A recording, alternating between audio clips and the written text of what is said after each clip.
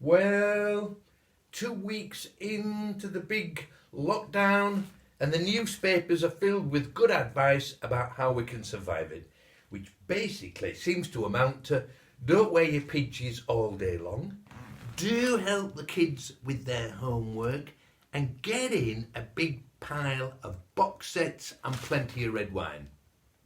Actually, I'm not really a red wine person, but I have got my favourite bottle of whiskey. It's a bit early in the day for it at the moment, but I shall be having a nice little nip of it later on tonight. You know, this might come as a bit of a surprise, but Jesus himself was a great one for isolation. Right at the beginning of his ministry, before he does a thing, he goes into the wilderness for 40 days and 40 nights. He didn't take any provisions, no toilet rolls or food. There was just stone and sand, burning hot sun by day, freezing cold winds at night. And there, in his 40 days of isolation, he's probing around in his mind, in his heart. He's sorting himself out between him and God. What's his life all about? What is he going to do with it? This same pattern of Jesus isolating himself to give space to God, it keeps happening through his life. After his first great mission, he's stopping overnight in a very crowded house. He gets up early, before dawn, disappears into the hills where he can pray, spend time with God. There's a lovely little detail at the end of the feeding of the 5,000. Perhaps I can read it for you. We read, immediately he made his disciples get into the boat and go on ahead to the other side, to Bethsaida, while he dismissed the crowd. I bet he dismissed the crowd. After saying farewell to them, he went up into the mountains by himself to pray.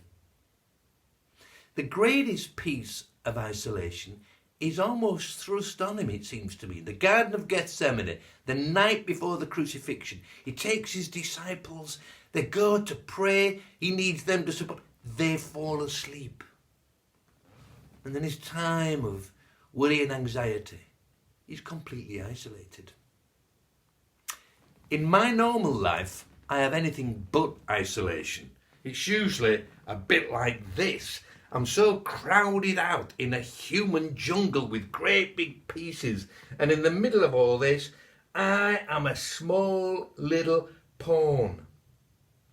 But at the moment, it's completely different, because all of this has been wiped off the board. There's just me. There's just me. Actually, there's not just me. I'm incredibly fortunate.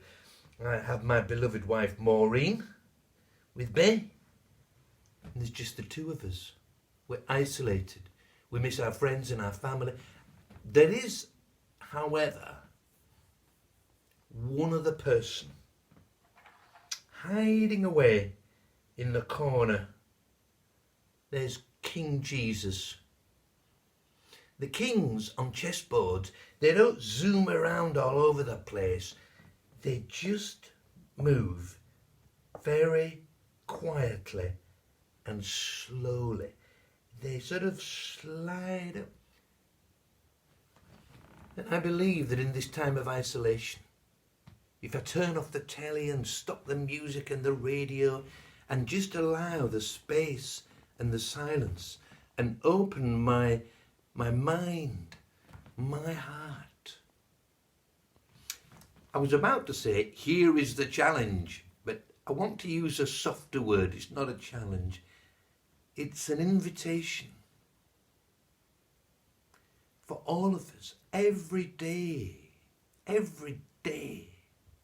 to invite, to give space for King Jesus to draw close to us. There's a lovely old song we sing. Be still, for the Holy One is here. And that's never more true than right now in all our isolations. Thank you. God bless you.